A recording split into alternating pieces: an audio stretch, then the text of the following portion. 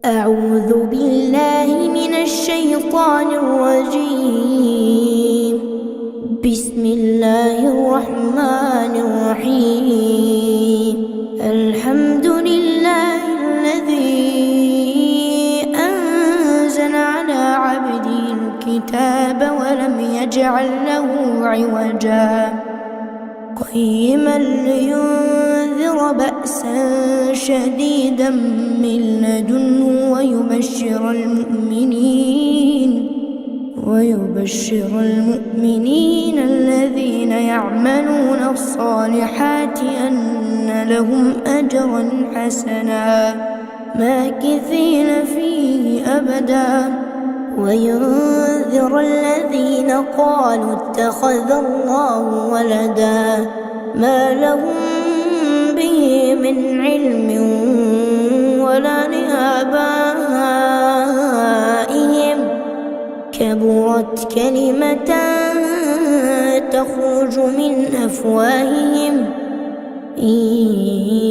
يقولون إلا كذبا فلعلك باخع نفسك على آثارهم إن لم يؤمنوا بهذا الحديث أسفا إنا جعلنا ما على الأرض زينة لها لنبلوهم أيهم أحسن عملا وإنا لجاعلون ما عليها صعيدا جرزا أم حسبت أن أصحاب الكهف والرقيم كانوا من آياتنا عجبا إذ أوى الفتية إلى الكهف فقالوا ربنا آتنا من لدنك رحمة وهيئ لنا من أمرنا رشدا فضربنا على آذانهم في الكهف سنين عددا ثم بعثناهم لنعلم أي الحزبين أحصى لما لبثوا أمدا نحن نقص عليك نبأهم بالحق إنهم فتية آمنوا بربهم وزدناهم هدى وربطنا على قلوبهم إذ قاموا فقالوا ربنا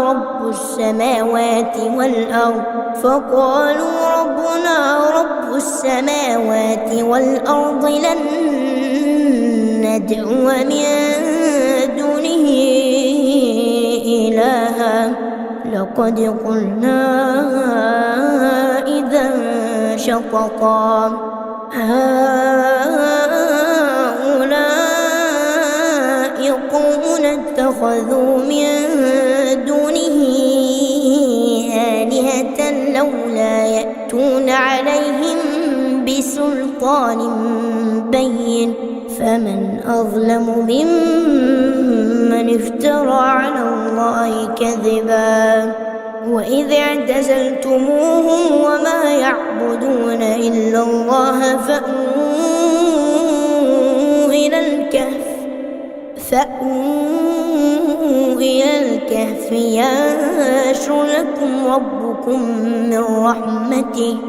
ينشر لكم ربكم من رحمته ويهيئ لكم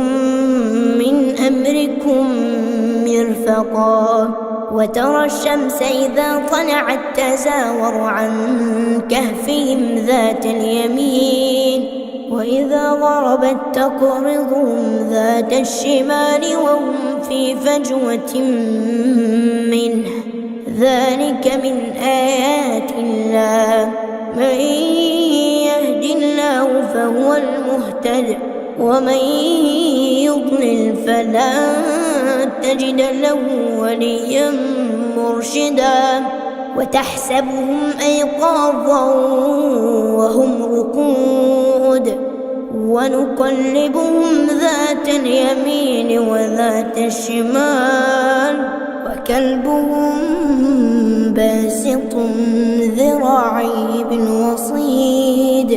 لو اطلعت عليهم لوليت منهم فرارا ولملئت منهم رعبا وكذلك بعثناهم ليتساءلوا بينهم قال قائل منهم كم لبثتم قالوا لبثنا يوما أو بعض يوم قالوا ربكم أعلم بما لبثتم فابعثوا أحدكم بورقكم هذه إلى المدينة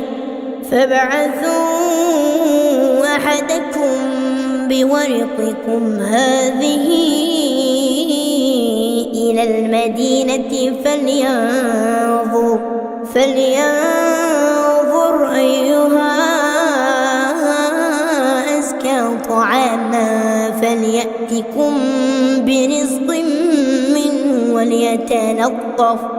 فليأتكم برزق منه وليتلطف ولا يشعرن بكم أحدا إنهم إن يظهروا عليكم يرجموكم أو يعيدوكم في ملتهم ولن تفلحوا إذا أبدا وكذلك أعثرنا عليهم ليعلموا أن وعد الله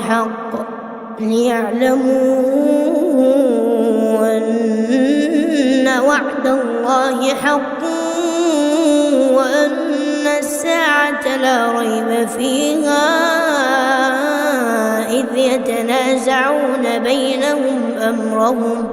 إذ يتنازعون بينهم أمرهم فقالوا ابنوا عليهم بنيانا ربهم أعلم بهم قال الذين غلبوا على أمرهم لنتخذن عليهم مسجدا سيقولون ثلاثة رابعهم كلبهم ويقولون خمسة سادسهم كلبهم رجما بالغيب ويقولون سبعة وثامنهم كلبهم قل ربي أعلم بعدتهم ما يعلمهم إلا قليل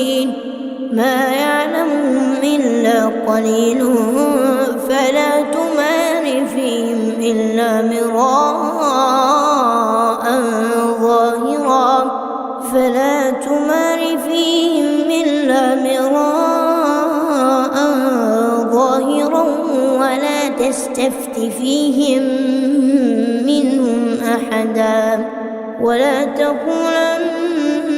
لشيء إني فاعل ذلك غدا إلا أن يشاء الله واذكر ربك إذا نسيت وقل عسى أن يهديني ربي لأقرب من هذا رشدا ولبثوا في كهفهم 300 سنين وازدادوا 9 قل الله أعلم بما لبثوا له غيب السماوات والأرض أبصر به وأسمع ما لهم من دونه من ولي ولا يشرك في حكمه أحدا واتل ما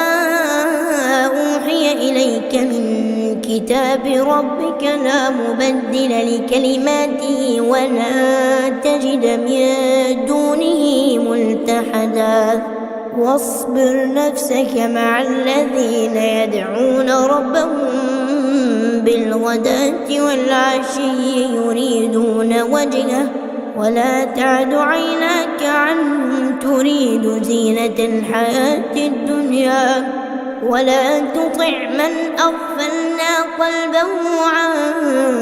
ذكرنا واتبع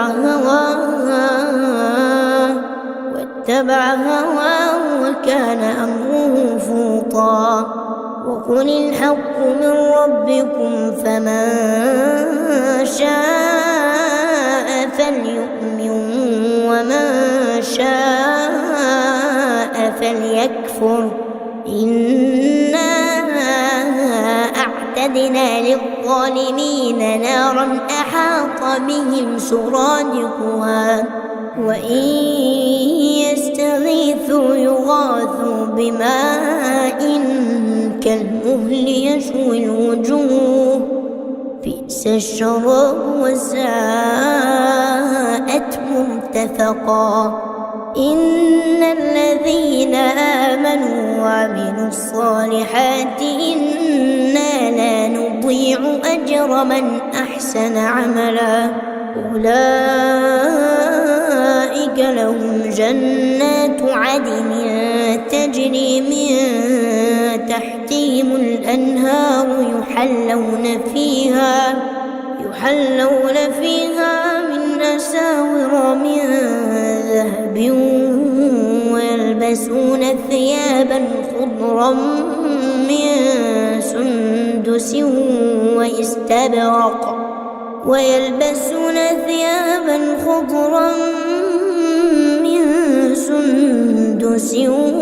واستبرق متكئين فيها على الأرائك نعم الثواب وحسنت مرتفقا. واضرب لهم مثلا الرجلين جعلنا لأحدهما جنتين من أعناب وحففناهما بنخل وجعلنا بينهما زرعا. كلتا الجنتين آتت أكلها ولم تظلم منه شيئا وفجرنا خلالهما نهرا. وكان له ثمر فقال لصاحبه وهو يحاوره أنا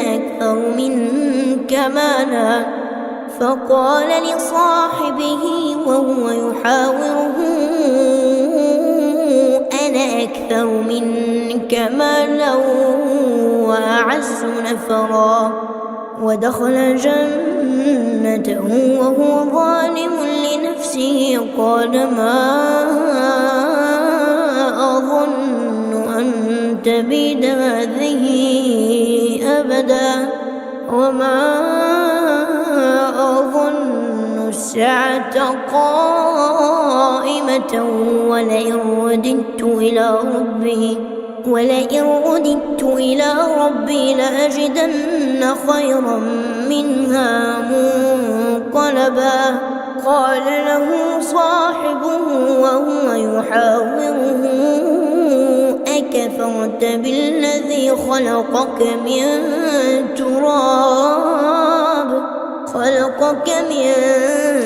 تراب ثم من نطفة ثم سواك رجلا لكن هو الله ربي ولا أشرك بربي أحدا. ولولا إذ دخلت جنتك قلت ما شاء الله لا قوة إلا بالله إن ترني أنا أقل منك مالا وولدا فعسى ربي أن يؤتيني خيرا من جنتك ويرسل عليها حسبانا من السماء فتصبح صعيدا زلقا أو يصبح ماؤها غورا فلن تستطيع له طلبا. وأحيط بثمره فأصبح يقلب كفيه على ما أنفق وأنفق فيها وهي خاوية على عروشها ويقول يا ليتني لم أشرك بربي أحدا ولم تكن له فئة ينصرونه من دون الله وما كان منتصرا هنالك الولاية لله الحق هو خير ثوابا وخير عقبا واضرب لهم مثل الحياة الدنيا كماء أنزلناه من السماء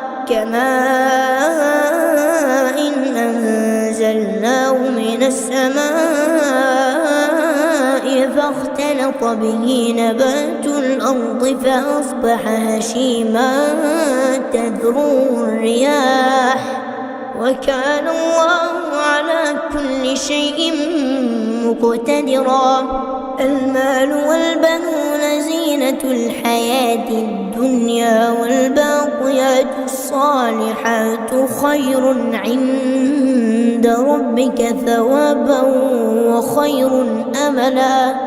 ويوم نسير الجبال وترى الأرض بارزة وحشرناهم فلم نغادر منهم أحدا وعرضوا على ربك صفا لقد جئتمونا كما خلقناكم أول مرة بل زعمتم أن لن نجعل لكم موعدا ووضع الكتاب فترى المجرمين مشفقين مما فيه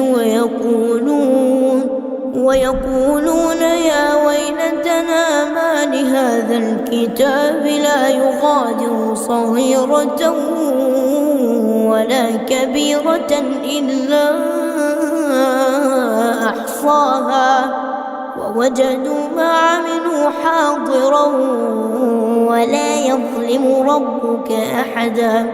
وإذ قلنا للملائكة اسجدوا لآدم فسجدوا إلا إبليس كان من الجن ففسق عن أمر ربه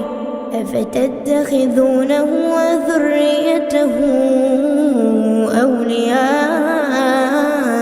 من دوني وهم لكم عدو بئس للظالمين بدلا ما أشهدتهم خلق السماوات والأرض ولا خلق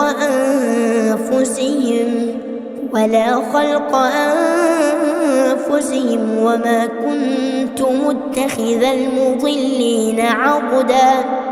ويوم يقول نادوا شركائي الذين زعمتم فدعوهم فلم يستجيبوا لهم وجعلنا بينهم موبقا ورأى المجرمون النار فظنوا أنهم مواقعوها ولم يجدوا عنها مصرفا ولقد صرفنا في هذا القرآن للناس من كل مثل وكان الإنسان أكثر شيء جدلا وما منع الناس أن يؤمنوا إذ جاءهم الهدى ويستغفروا ربهم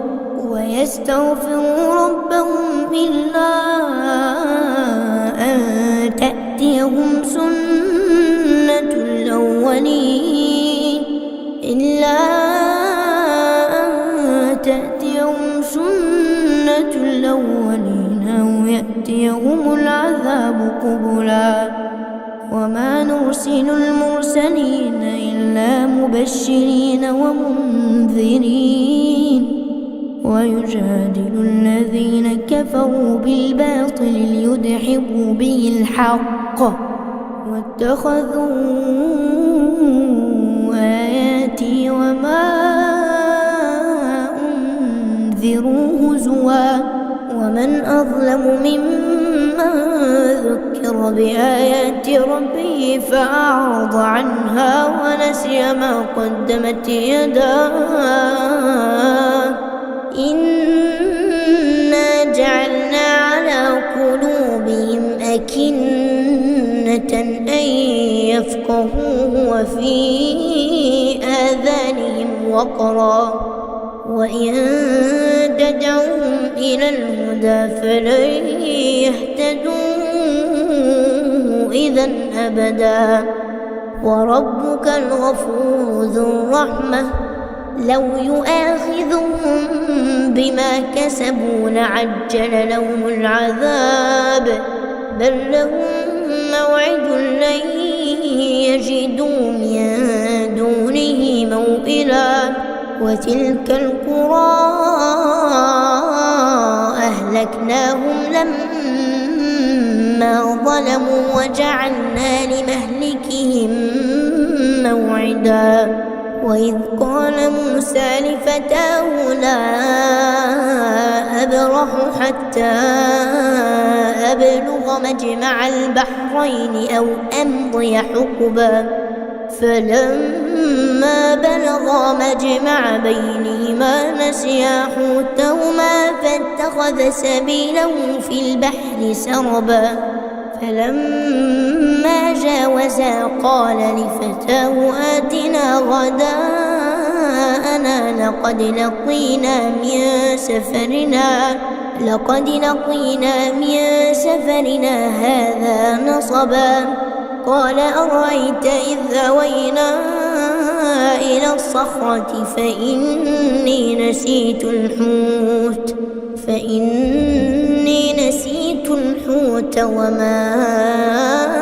أنسانيه إلا الشيطان أن أذكره واتخذ سبيله في البحر عجبا قال ذلك ما كنا نبغ فارتدا على آثارهما قصصا فوجدا عبدا من عبادنا آتيناه رحمة من عندنا وعلمناه من لدنا علما قال له موسى هل أتبعك على أن تعلمني مما علمت رشدا قال إنك لن تستطيع معي صبرا وكيف تصبر على ما لم تحط به خبرا قال ستجدني إن شاء الله صابرا ولا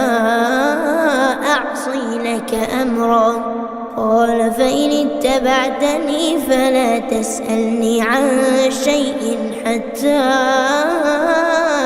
أحدث لك منه ذكرا فانطلقا حتى إذا ركبا في السفينة خرقها قال أخرقتها لتغرق أهلها لقد جئت شيئا إمرا قال ألم أقل إنك لن تستطيع معي صبرا قال لا تؤاخذني بما نسيت ولا ترهقني من أمري عسرا فانطلقا حتى إذا لقيا غلاما فقتله قال أقتلت نفسا زكية بغير نفس لقد جئت شيئا نكرا قال ألم أقل لك إنك لن تستطيع معي صبرا قال إن سألتك عن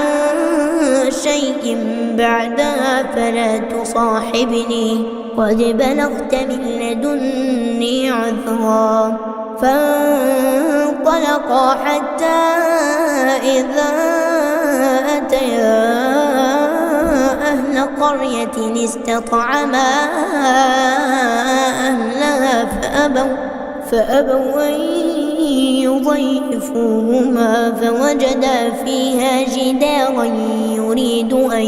ينقض فأقامه قال لو شئت لاتخذت عليه أجرا قال هذا فراق بيني وبينك سأنبئك بتأويل ما لم تستطع عليه صبرا أما السفينة فكانت لمساكين يعملون في البحر فأردت أن أعيبها وكان وراءهم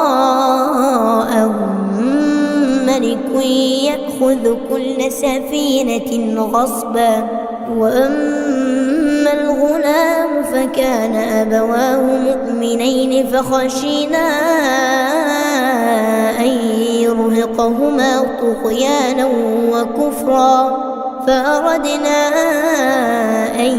يبدلهما ربهما خيرا منه زكاة وأقرب رحما وأما الجدار فكان لغلامين يتيمين في المدينة وكان تحته كنز لهما وكان أبوهما صالحا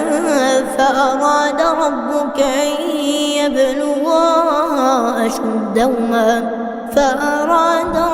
أن يبلغا أشدهما ويستخرجا كنزهما رحمة من ربك وما فعلته عن أمري ذلك تأويل ما لم تسطع عليه صبرا ويسألونك عن ذي القرنين قل سأتلو عليكم منه ذكرا إنا مكنا له في الأرض وآتيناه من كل شيء سببا فأتبع سببا حتى إذا بلغ مغرب الشمس وجدها تغرب في عين حمئة ووجد عندها قوما قلنا يا ذا القرنين إما أن تعذب وإما أن تتخذ فيهم حسنا قال أما من ظلم فسوف نعذبه ثم يرد إلى ربه فيعذبه عذابا نكرا وأما من آمن وعمل صالحا فله جزاء الحسنى وسنقول له من أمرنا يسرا ثم أتبع سببا حتى إذا بلغ مطلع الشمس وجدها تطلع على قوم لم نجعل لهم من دونها سترا كذلك وقد أحطنا بما لديه خبرا ثم أتبع سببا حتى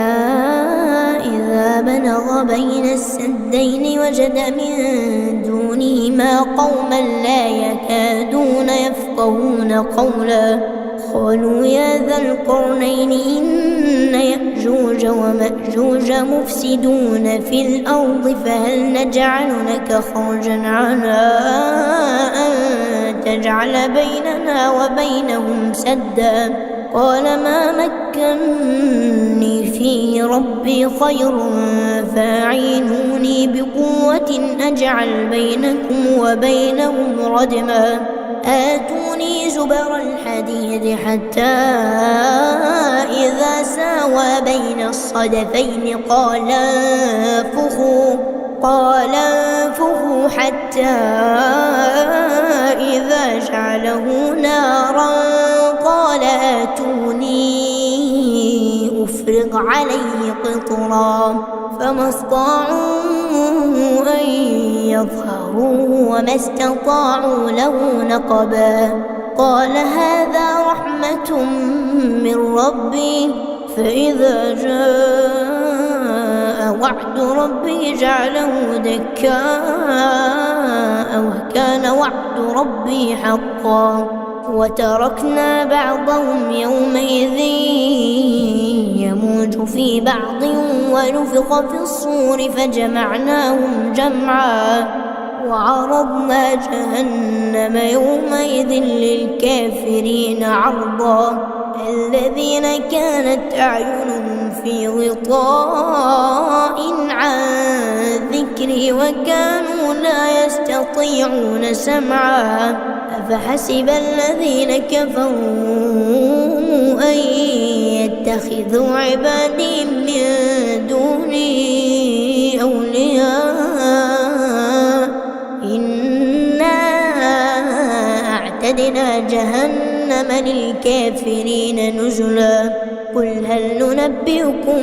بالأخسرين أعمالا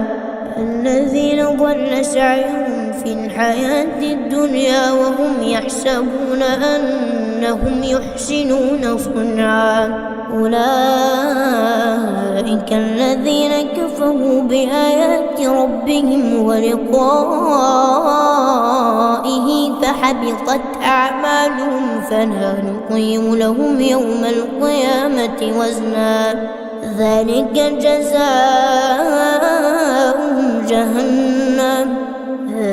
جزاؤهم جهنم بما كفروا واتخذوا آياتي ورسلي هزوا. إن الذين آمنوا وعملوا الصالحات كانت لهم جنات الفردوس نزلا خالدين فيها لا يبغون عنها حولا. قل لو كان البحر مدادا لكلمات ربي لنفد البحر قبل أن تنفد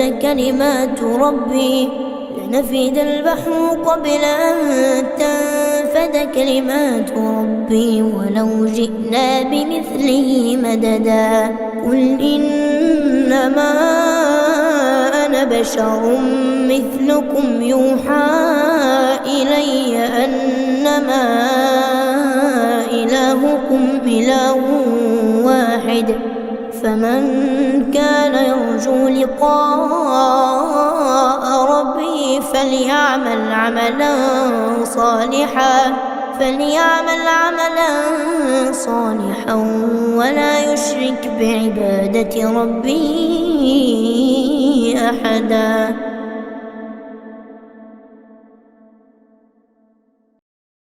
أعوذ بالله من الشيطان الرجيم. بسم الله الرحمن الرحيم. الحمد لله الذي أنزل على عبده الكتاب ولم يجعل له عوجا قيما لينذر بأسا شديدا من لدنه ويبشر المؤمنين الذين يعملون الصالحات أن لهم أجرا حسنا ماكثين فيه أبدا وينذر الذين قالوا اتخذ الله ولدا ما لهم به من علم ولا لآبائهم كبرت كلمة تخرج من أفواههم إن يقولون إلا كذبا فلعلك باخع نفسك على آثارهم إن لم يؤمنوا بهذا الحديث أسفا إنا جعلنا ما على الأرض زينة لها لنبلوهم أيهم أحسن عملا وإنا لجاعلون ما عليها صعيدا جرزا أم حسبت أن أصحاب الكهف والرقيم كانوا من آياتنا عجبا إذ أوى الفتية إلى الكهف فقالوا ربنا آتنا من لدنك رحمة وهيئ لنا من أمرنا رشدا فضربنا على آذانهم في الكهف سنين عددا ثم بعثناهم لنعلم أي الحزبين أحصى لما لبثوا أمدا نحن نقص عليك نبأهم بالحق إنهم فتية آمنوا بربهم وزدناهم هدى وربطنا على قلوبهم إذ قاموا فقالوا ربنا رب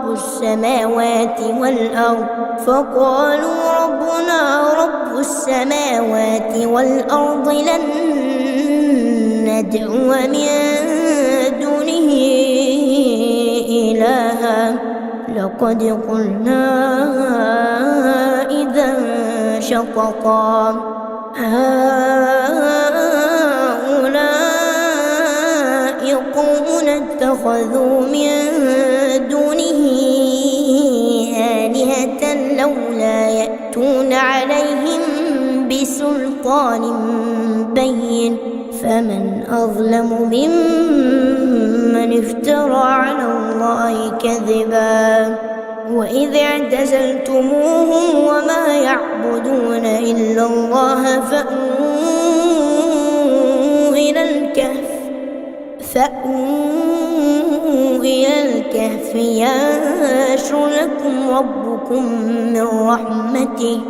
ينشر لكم ربكم من رحمته ويهيئ لكم من أمركم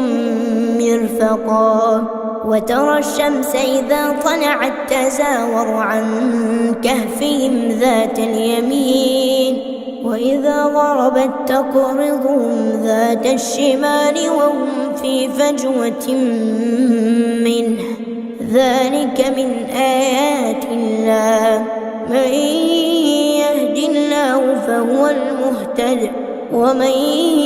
يضلل فلا تجد له وليا مرشدا وتحسبهم أيقاظا وهم رقود ونقلبهم ذات اليمين وذات الشمال وكلبهم باسط ذراعيه بالوصيد لو اطلعت عليهم لوليت منهم فرارا ولملئت منهم رعبا وكذلك بعثناهم ليتساءلوا بينهم قال قائل منهم كم لبثتم قالوا لبثنا يوما أو بعض يوم قالوا ربكم أعلم بما لبثتم فابعثوا أحدكم بورقكم هذه إلى المدينة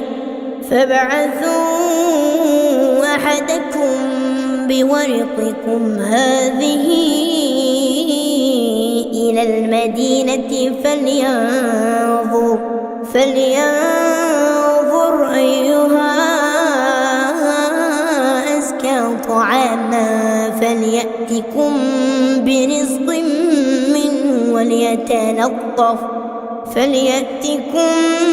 برزق منه وليتلطف ولا يشعرن بكم أحدا إنهم إن يظهروا عليكم يرجموكم أو يعيدوكم في ملتهم ولن تفلحوا إذا أبدا وكذلك أعثرنا عليهم ليعلموا أن وعد الله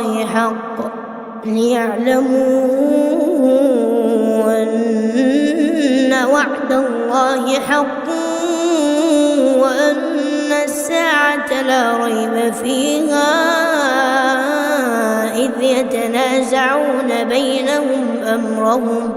إذ يتنازعون بينهم أمرهم فقالوا ابنوا عليهم بنيانا ربهم أعلم بهم قال الذين غلبوا على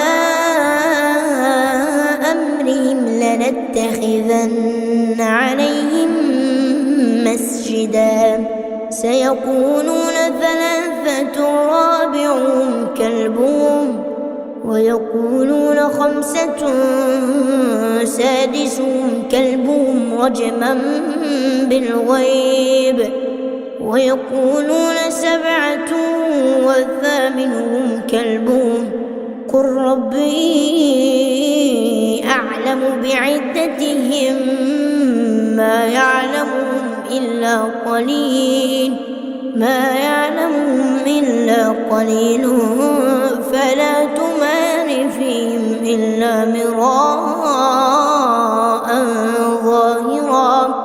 فلا تمار فيهم إلا مراء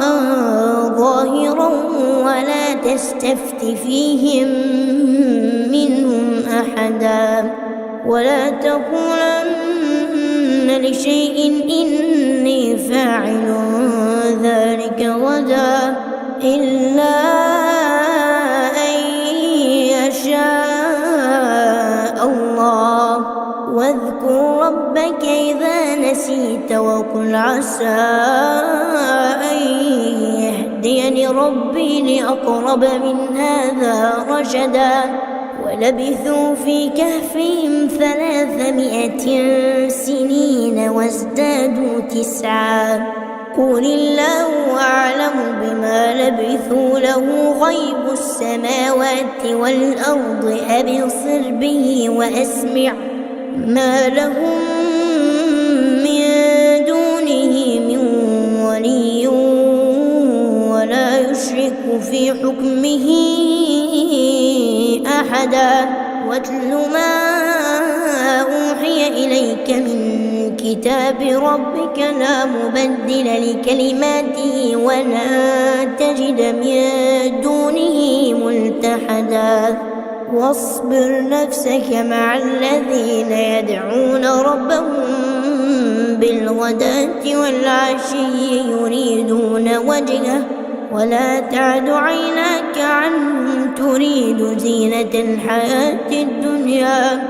ولا تطع من أغفلنا قلبه عن ذكرنا واتبع هواه وكان أمره فرطا وقل الحق من ربكم فمن شاء فليؤمن ومن شاء فليكفر إنا أعتدنا للظالمين نارا أحاط بهم سرادقها وإن يستغيثوا يغاثوا بماء كالمهل يشوي الوجوه بئس الشراب وساءت مرتفقا إن الذين آمنوا وعملوا الصالحات إنا لا نضيع أجر من أحسن عملا أولئك لهم جنات عدن تجري من تحتهم الأنهار يحلون فيها من أساور من ذهب ويلبسون ثيابا خضرا من سندس واستبرق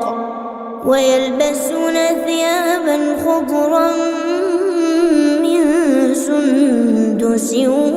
وإستبرق متكئين فيها على الأرائك نعم الثواب وحسنت مرتفقا. واضرب لهم مثلا رجلين جعلنا لأحدهما جنتين من أعناب وحففناهما بنخل وجعلنا بينهما زرعا كلتا الجنتين آتت أكلها ولم تظلم منه شيئا وفجرنا خلالهما نهرا. وكان له ثمر فقال لصاحبه وهو يحاوره أنا أكثر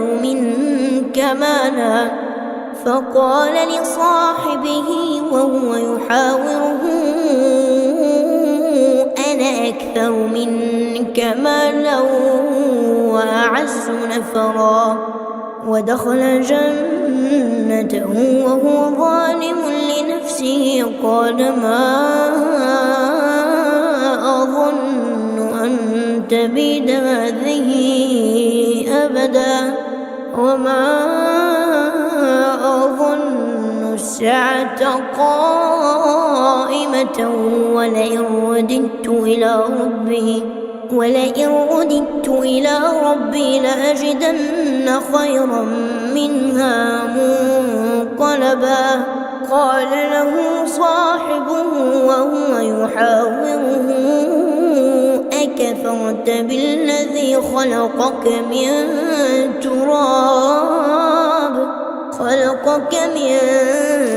تراب ثم من نطفة ثم سواك رجلا لكن هو الله ربي ولا أشرك بربي أحدا. ولولا إذ دخلت جنتك قلت ما شاء الله لا قوة إلا بالله إن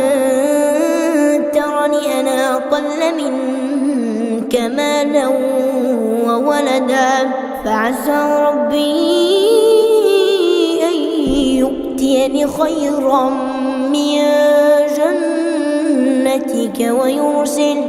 ويرسل عليها حسبانا من السماء فتصبح صعيدا زلقا أو يصبح ماؤها غورا فلن تستطيع له طلبا. وأحيط بثمره فأصبح يقلب كفيه على ما أنفق فيها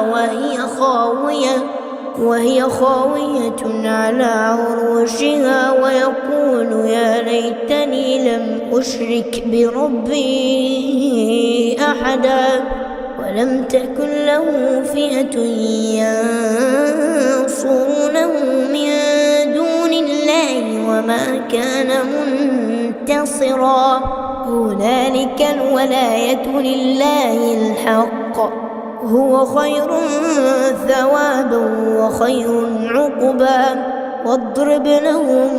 مثل الحياة الدنيا كماء أنزلناه من السماء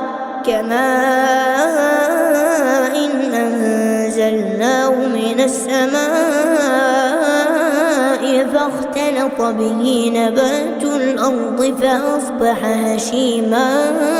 تذروه الرياح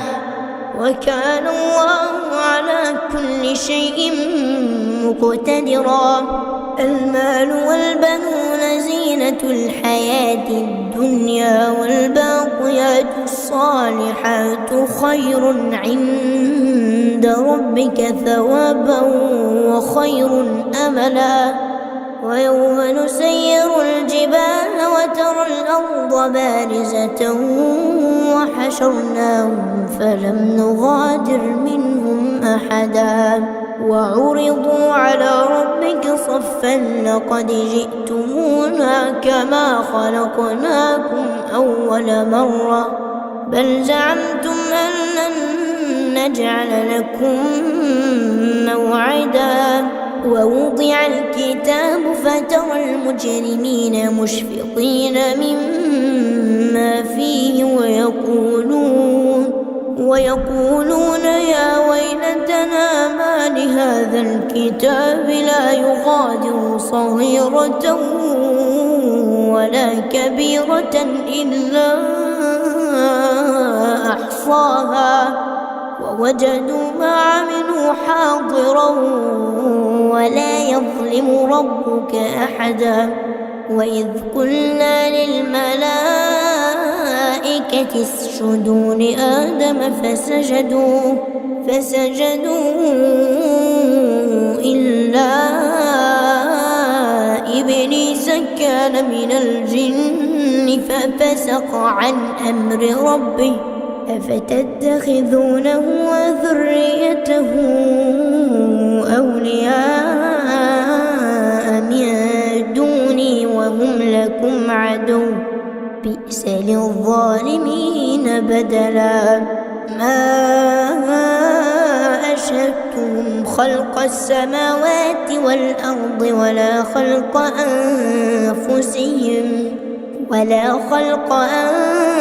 أنفسهم وما كنت متخذ المضلين عضدا ويوم يقول نادوا شركائي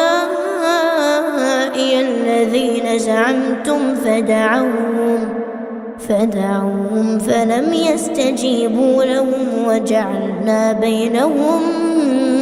موبقا ورأى المجرمون النار فظنوا أنهم واقعوها ولم يجدوا عنها مصرفا ولقد صرفنا في هذا القرآن للناس من كل مثل وكان الإنسان أكثر شيء جدلا وما منع الناس أن يؤمنوا إذ جاءهم الهدى ويستغفروا ربهم إلا أن تأتيهم سنة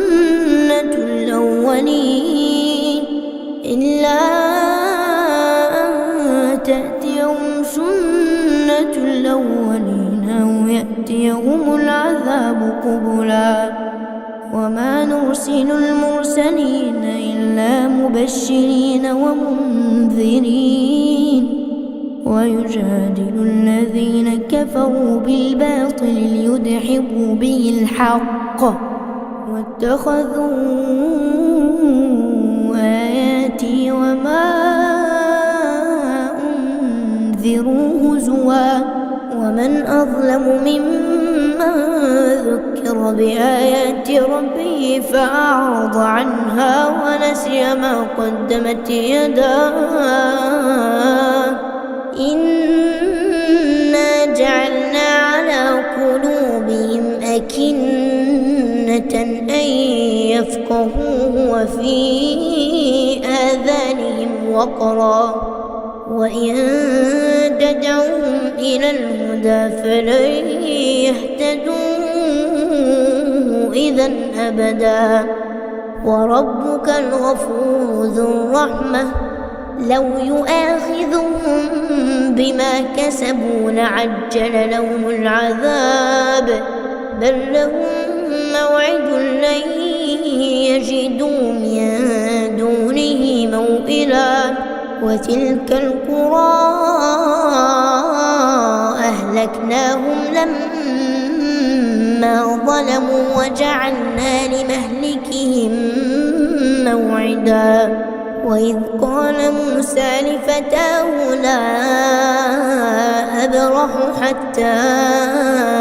أبلغ مجمع البحرين أو أمضي حقبا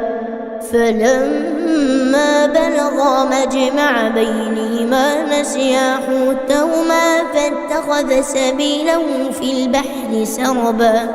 فلما جاوزا قال لفتاه آتنا غداءنا لقد لقينا من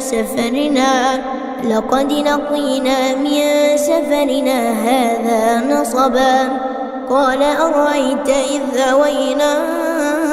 إلى الصخرة فإني نسيت الحوت وما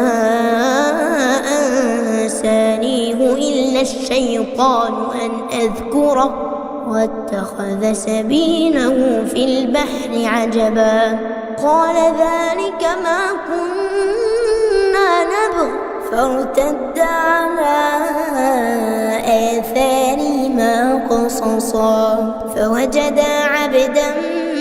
من عبادنا آتيناه رحمة من عندنا وعلمناه من لدنا علما قال له موسى هل أتبعك على أن تعلمني مما علمت رشدا قال إنك لن تستطيع معي صبرا وكيف تصبر على ما لم تحط به خبرا قال ستجدني إن شاء الله صابرا ولا أعصي لك أمرا قال فإن اتبعتني فلا تسألني عن شيء حتى أحدث لك منه ذكرا فانطلقا حتى إذا ركبا في السفينة خرقها قال أخرقتها لتغرق أهلها لقد جئت شيئا إمرا قال ألم أقل إنك لن تستطيع معي صبرا قال لا تؤاخذني بما نسيت ولا ترهقني من أمري عسرا فانطلقا حتى إذا لقيا غلاما فقتله قال أقتلت نفسا زكية بغير نفس لقد جئت شيئا نكرا قال ألم أقل لك إنك لن تستطيع معي صبرا قال إن سألتك عن شيء بعدها فلا تصاحبني قد بلغت من لدني عذرا فانطلقا حتى إذا أتيا أهل قرية استطعما أهلها فأبوا أن يضيفوهما فوجدا فيها جدارا يريد أن ينقض فأقامه قال لو شئت لاتخذت عليه أجرا قال هذا فراق بيني وبينك سأنبئك بتأويل ما لم تستطع عليه صبرا أما السفينة فكانت لمساكين يعملون في البحر فأردت أن أعيبها وكان وراءهم ملك يأخذ كل سفينة غصبا وأما الغلام فكان أبواه مؤمنين فخشينا أن يرهقهما طغيانا وكفرا فأردنا أن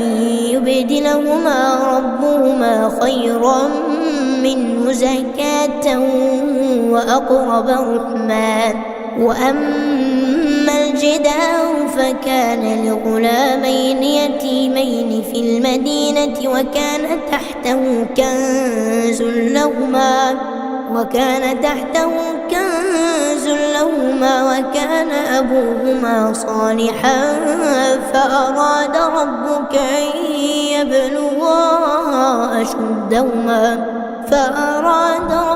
أن يبلغا أشدهما ويستخرجا كنزهما رحمة من ربك وما فعلته عن أمري ذلك تأويل ما لم تسطع عليه صبرا. ويسألونك عن ذي القرنين قل سأتلو عليكم منه ذكرا. إنا مكنا له في الأرض وآتيناه من كل شيء سببا فأتبع سببا حتى إذا بلغ مغرب الشمس وجدها تغرب في عين حمئة ووجد عندها قوما قلنا يا ذا القرنين إما أن تعذب وإما أن تتخذ فيهم حسنا قال أما من ظلم فسوف نعذبه ثم يرد إلى ربه فيعذبه عذابا نكرا وأما من آمن وعمل صالحا فله جزاء الحسنى وسنقول له من أمرنا يسرا. ثم أتبع سببا حتى إذا بلغ مطلع الشمس وجدها تطلع على قوم لم نجعل لهم من دونها سترا كذلك وقد أحطنا بما لديه خبرا. ثم أتبع سببا حتى إذا بلغ بين السدين وجد من دونهما قوما لا يكادون يفقهون قولا قالوا يا ذا القرنين إن يأجوج ومأجوج مفسدون في الأرض فهل نجعل لك خرجا على أن تجعل بيننا وبينهم سدا قال ما مكني فيه ربي خير فاعينوني بقوة أجعل بينكم وبينهم ردما آتوني زبر الحديد حتى إذا ساوى بين الصدفين قال انفخوا حتى إذا جعله نارا قال آتوني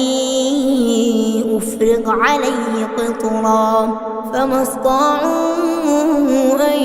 يظهروه وما استطاعوا له نقبا قال هذا رحمة من ربي فإذا جاء وعد ربي جعله دكاء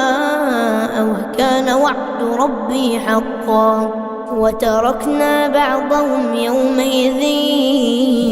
يموج في بعض ونفخ في الصور فجمعناهم جمعا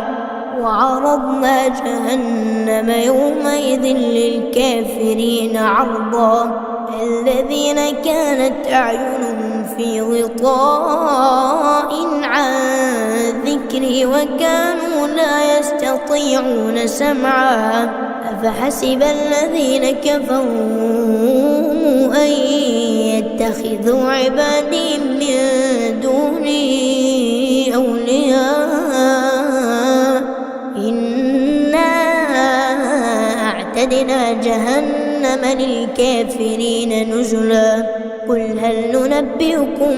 بالأخسرين أعمالا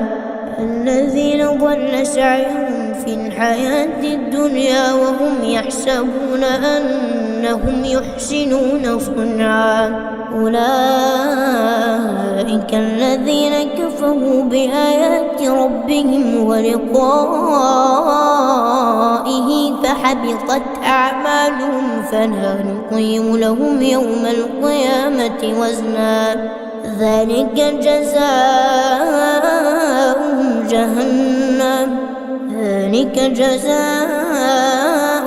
جهنم بما كفروا واتخذوا آياتي ورسلي هزوا إن الذين آمنوا وعملوا الصالحات كانت لهم جنات الفردوس نزلا خالدين فيها لا يبغون عنها حولا قل لو كان البحر مدادا لكلمات ربي لنفد البحر قبل أن تنفد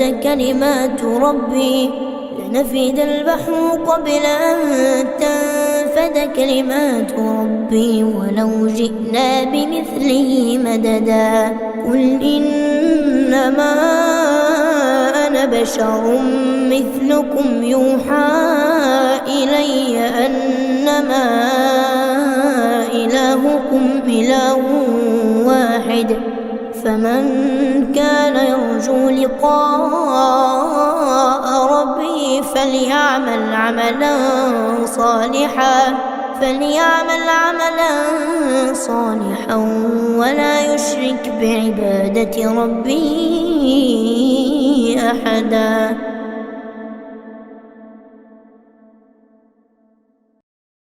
أعوذ بالله من الشيطان الرجيم. بسم الله الرحمن الرحيم. الحمد لله الذي أنزل على عبده الكتاب ولم يجعل له عوجا قيما لينذر بأسا شديدا من لدنه ويبشر المؤمنين الذين يعملون الصالحات أن لهم أجرا حسنا ماكثين فيه أبدا وينذر الذين قالوا اتخذ الله ولدا ما لهم به من علم ولا لآبائهم كبرت كلمة تخرج من أفواههم إن يقولون إلا كذبا فلعلك باخع نفسك على آثارهم إن لم يؤمنوا بهذا الحديث أسفا إنا جعلنا ما على الأرض زينة لها لنبلوهم أيهم أحسن عملا وإنا لجاعلون ما عليها صعيدا جرزا أم حسبت أن أصحاب الكهف والرقيم كانوا من آياتنا عجبا إذ أوى الفتية إلى الكهف فقالوا ربنا آتنا من لدنك رحمة وهيئ لنا من أمرنا رشدا فضربنا على آذانهم في الكهف سنين عددا ثم بعثناهم لنعلم أي الحزبين أحصى لما لبثوا أمدا نحن نقص عليك نبأهم بالحق إنهم فتية آمنوا بربهم وزدناهم هدى وربطنا على قلوبهم إذ قاموا فقالوا ربنا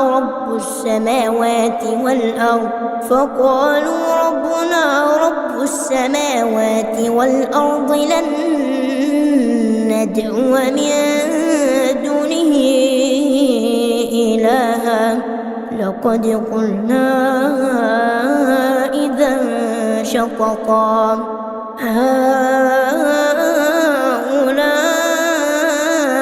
قوم اتخذوا من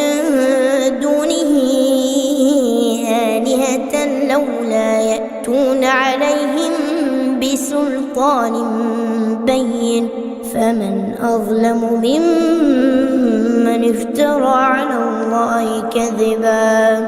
وإذ اعتزلتموهم وما يعبدون إلا الله فأووا إلى الكهف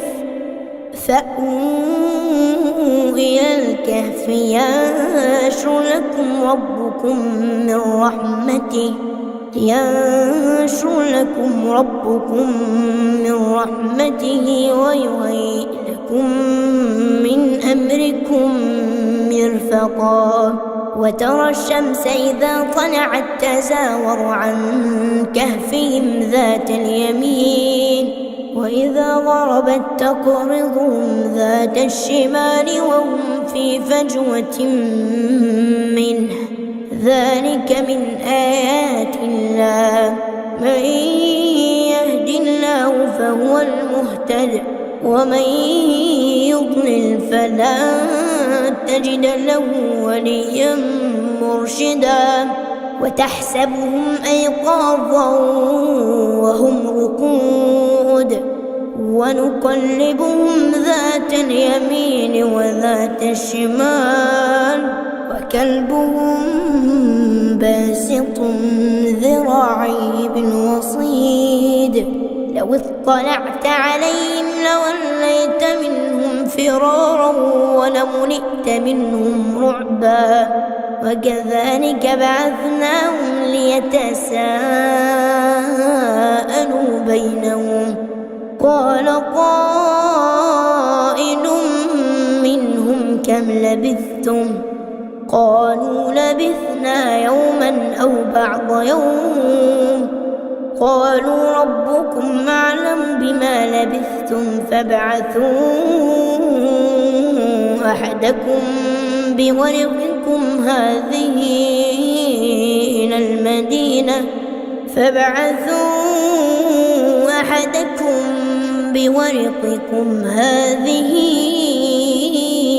إلى المدينة فلينظر أيها أزكى طعاما فليأتكم برزق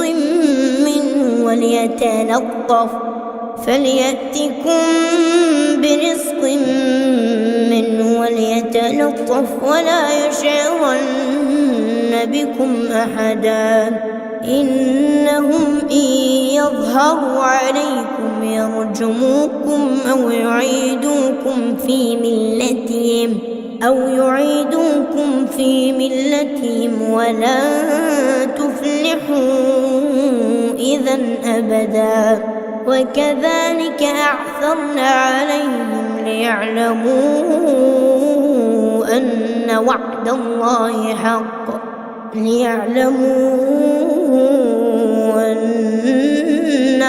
الله حق وأن الساعة لا ريب فيها إذ يتنازعون بينهم أمرهم فقالوا ابنوا عليهم بنيانا ربهم أعلم بهم قال الذين غلبوا على أمرهم لنتخذن عليهم مسجدا سيقولون ثلاثة رابعهم كلبهم ويقولون خمسة سادسهم كلبهم رجما بالغيب ويقولون سبعة وثامنهم كلبهم قل ربي أعلم بعدتهم ما يعلمهم إلا إلا قليل ما يعلمهم إلا قليل فلا تمار فيهم إلا مراء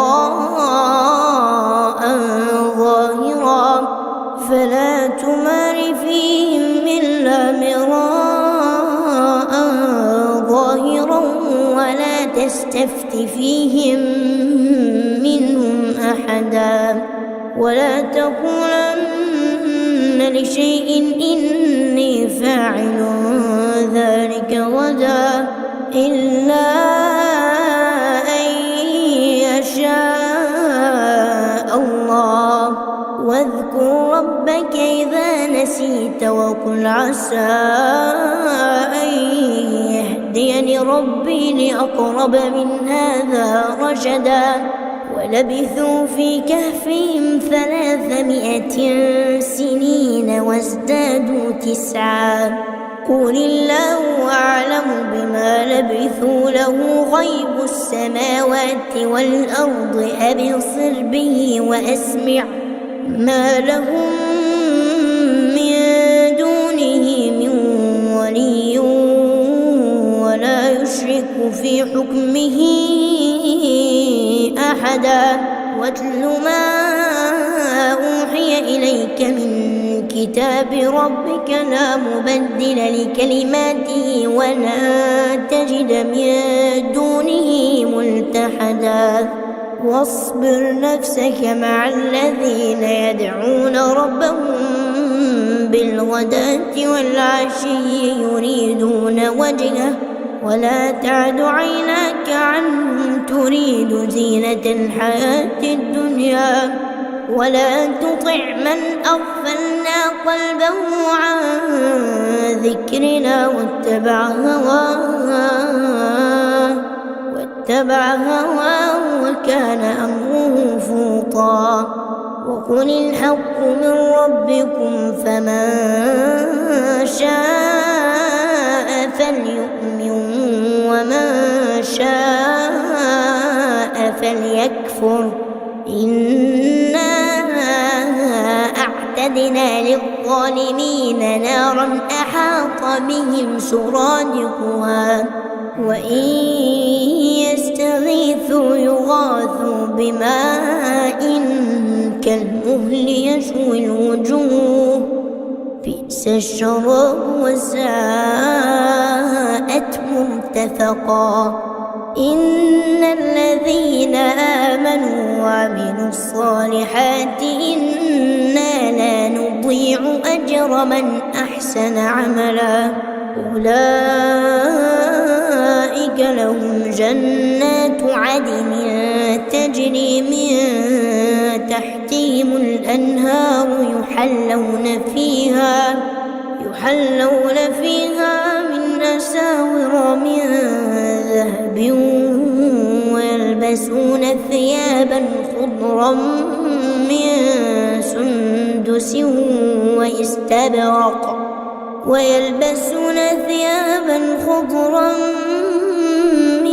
سندس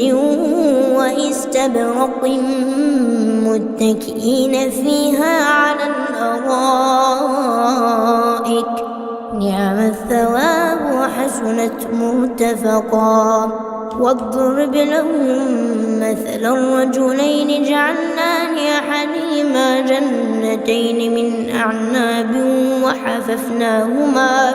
وحففناهما بنخل وجعلنا بينهما زرعا كلتا الجنتين آتت أكلها ولم تظلم منه شيئا وفجرنا خلالهما نهرا وكان له ثمر فقال لصاحبه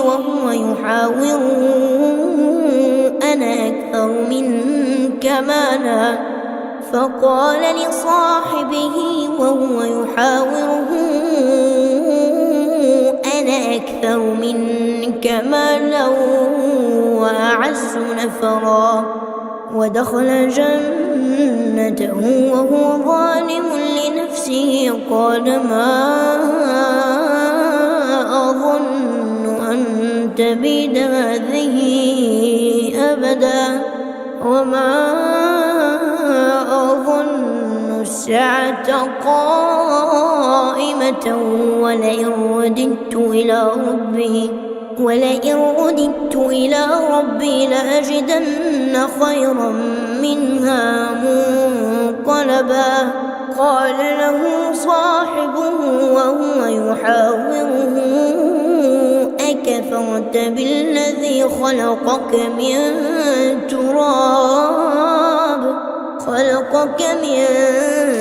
تراب ثم من نطفة ثم سواك رجلا لكنه الله ربي ولا أشرك بربي أحدا. ولولا إذ دخلت جنتك قلت ما شاء الله لا قوة إلا بالله إن ترني أنا أقل منك مالا وولدا فعسى ربي أن يؤتيني خيرا من جنتك ويرسل عليها حسبانا من السماء فتصبح صعيدا زلقا أو يصبح ماؤها غورا فلن تستطيع له طلبا. وأحيط بثمره فأصبح يقلب كفيه على ما أنفق فيها وهي خاوية على عروشها ويقول يا ليتني لم أشرك بربي أحدا. ولم تكن له فئة ينصرونه من دون الله وما كان منتصرا. هنالك الولاية لله الحق هو خير ثوابا وخير عقبا. واضرب لهم مثل الحياة الدنيا كماء أنزلناه من السماء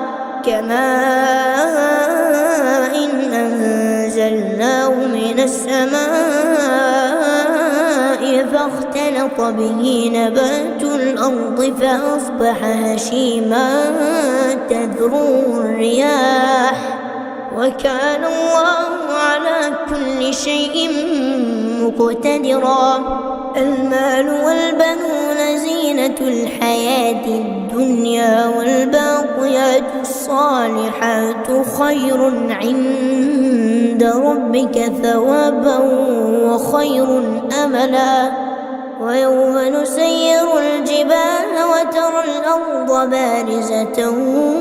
وحشرناهم فلم نغادر منهم أحدا. وعرضوا على ربك صفا لقد جئتمونا كما خلقناكم أول مرة بل زعمتم أن لن نجعل لكم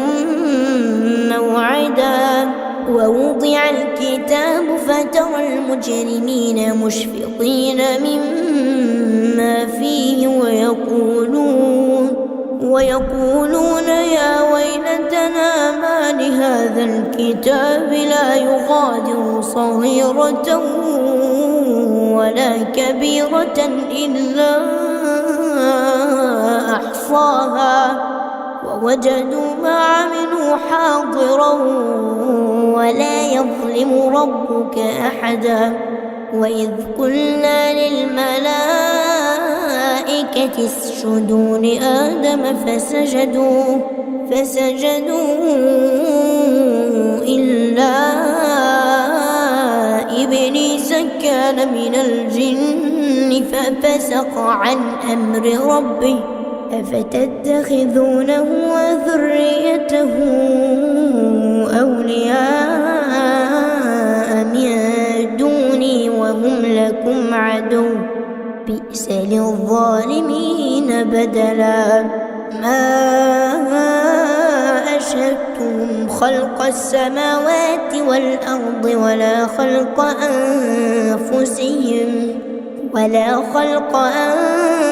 أنفسهم وما كنت متخذ المضلين عضدا ويوم يقول نادوا شركائي الذين زعمتم فدعوهم فلم يستجيبوا لهم وجعلنا بينهم موبقا ورأى المجرمون النار فظنوا أنهم مواقعوها ولم يجدوا عنها مصرفا ولقد صرفنا في هذا القرآن للناس من كل مثل وكان الإنسان أكثر شيء جدلا وما منع الناس أن يؤمنوا إذ جاءهم الهدى ويستغفروا ربهم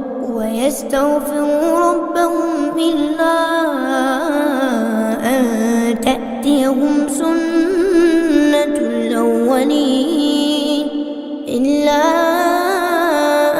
أن تأتيهم سنة الأولين أو يأتيهم العذاب قبلا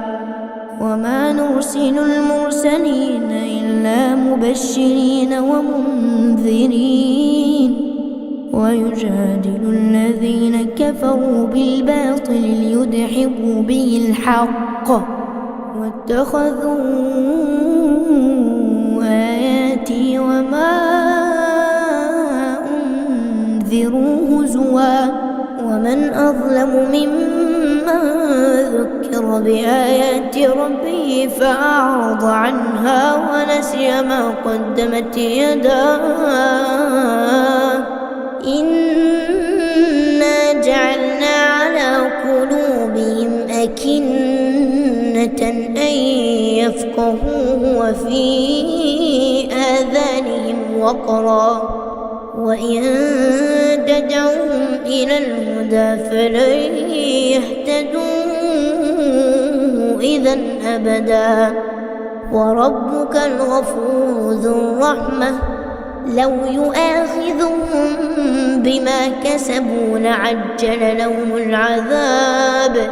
بل لهم موعد لن يجدوا من دونه موئلا وتلك القرى أهلكناهم لما ظلموا وجعلنا لمهلكهم موعدا وإذ قال موسى لفتاه لا أبرح حتى أبلغ مجمع البحرين أو أمضي حقبا فلما بلغا مجمع بينهما نسيا حوتهما فاتخذ سبيله في البحر سربا فلما جاوزا قال لفتاه آتنا غداءنا لقد لقينا من سفرنا هذا نصبا قال أرأيت إذ أوينا إلى الصخرة فإني نسيت الحوت وما أنسانيه إلا الشيطان أن أذكره واتخذ سبيله في البحر عجبا قال ذلك ما كنا نبغ فارتدا على آثارهما قصصا فوجدا عبدا من عبادنا آتيناه رحمة من عندنا وعلمناه من لدنا علما قال له موسى هل أتبعك على أن تعلمني مما علمت رشدا قال إنك لن تستطيع معي صبرا وكيف تصبر على ما لم تحط به خبرا قال ستجدني إن شاء الله صابرا ولا أعصي لك أمرا قال فإن اتبعتني فلا تسألني عن شيء حتى أحدث لك منه ذكرا فانطلقا حتى إذا ركبا في السفينة خرقها قال أخرقتها لتغرق أهلها لقد جئت شيئا إمرا قال ألم أقل إنك لن تستطيع معي صبرا قال لا تؤاخذني بما نسيت ولا ترهقني من أمري عسرا فانطلقا حتى إذا لقيا غلاما فقتله قال أقتلت نفسا زكية بغير نفس لقد جئت شيئا نكرا قال ألم أقل لك إنك لن تستطيع معي صبرا قال إن سألتك عن شيء بعدها فلا تصاحبني قد بلغت من لدني عذرا فانطلقا حتى إذا أتيا أهل قرية استطعما أهلها فأبوا أن يضيفوهما فوجدا فيها جدارا يريد أن ينقض فأقامه قال لو شئت لاتخذت عليه أجرا قال هذا فراق بيني وبينك سأنبئك بتأويل ما لم تستطع عليه صبرا أما السفينة فكانت لمساكين يعملون في البحر فأردت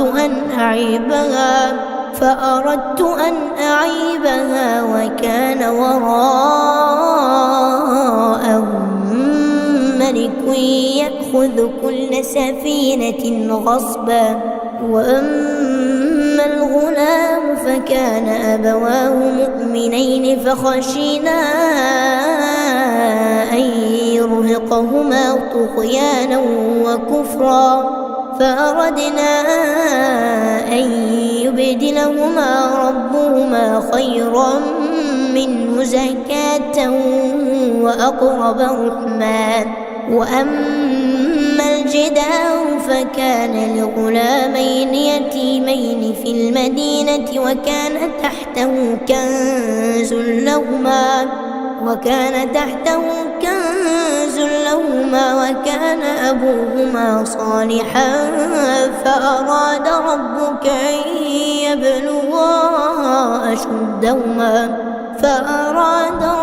أن يبلغا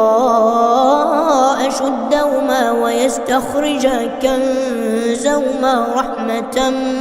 من ربك وما فعلته عن أمري ذلك تأويل ما لم تسطع عليه صبرا ويسألونك عن ذي القرنين قل سأتلو عليكم منه ذكرا إنا مكنا له في الأرض وآتيناه من كل شيء سببا فأتبع سببا حتى إذا بلغ مغرب الشمس وجدها تغرب في عين حمئة ووجد عندها قوما قلنا يا ذا القرنين إما أن تعذب وإما أن تتخذ فيهم حسنا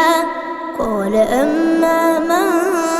ظلم فسوف نعذبه ثم يرد إلى ربه فيعذبه عذابا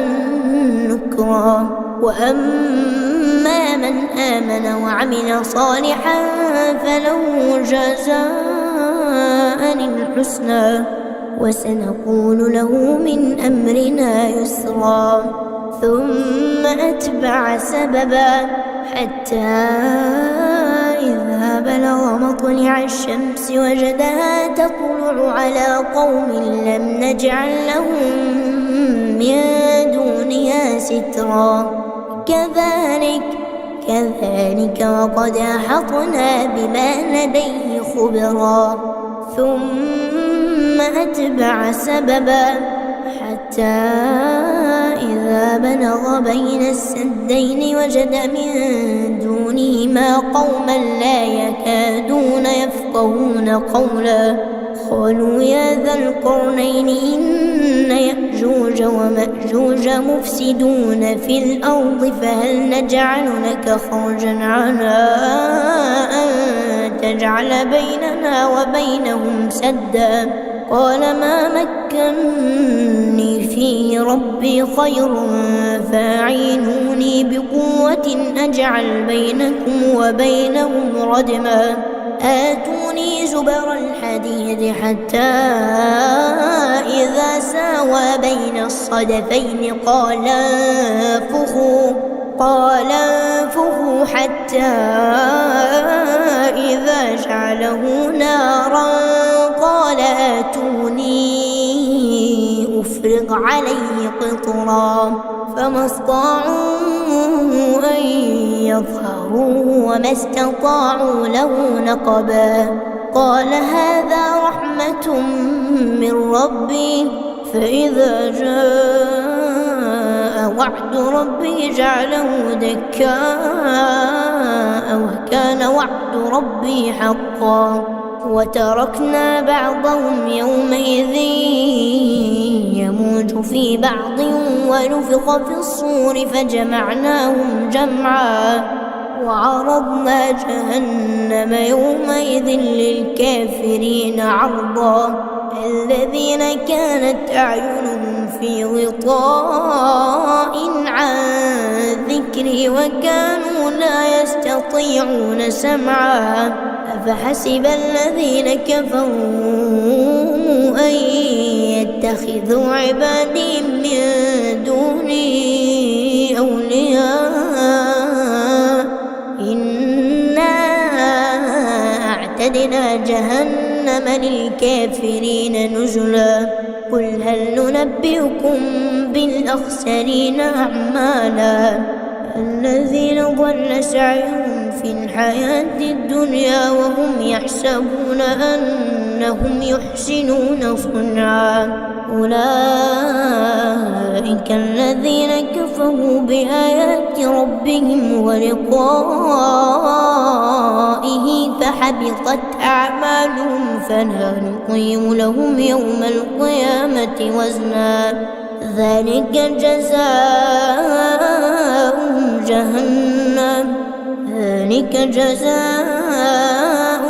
جهنم بما كفروا واتخذوا آياتي ورسلي هزوا. إن الذين آمنوا وعملوا الصالحات كانت لهم جنات الفردوس نزلا خالدين فيها لا يبغون عنها حولا. قل لو كان البحر مدادا لكلمات ربي لنفد البحر قبل أن تنفد كلمات